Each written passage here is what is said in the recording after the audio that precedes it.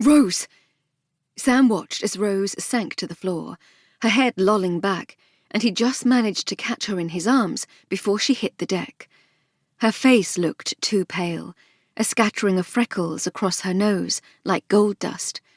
He remembered once trying to kiss every single one, while Rose had laughed and squirmed away. And now she was slumped against him, pliant and boneless, and very much unconscious. "Rose," he said again, desperately, and she didn't so much as stir, sagging in his arms like she was a bowl full of jelly.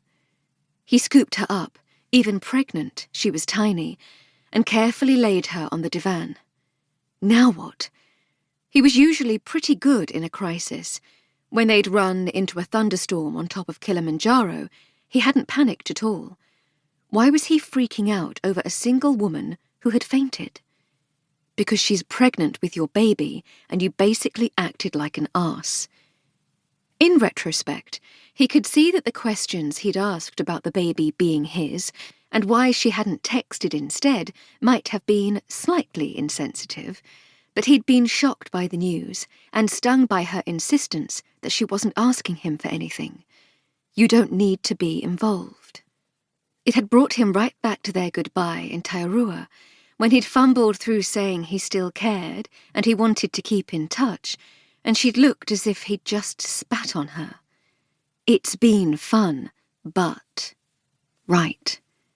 Not only had she not wanted to keep in touch, she also didn't want him involved in their child's life. It was hard not to let that hurt, at least a little bit.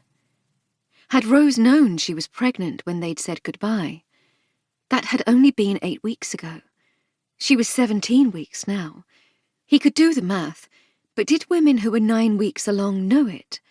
He would have to ask Althea, except he did not want to ask his bossy, interfering older sister anything, although he had a feeling she would be asking him a lot.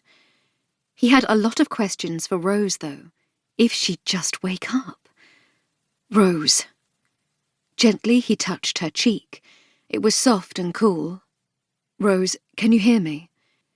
Her eyelids fluttered once, showing a flash of green and gold, and then closed again. She breathed in deeply, as if she were asleep. Did people stay unconscious for this long?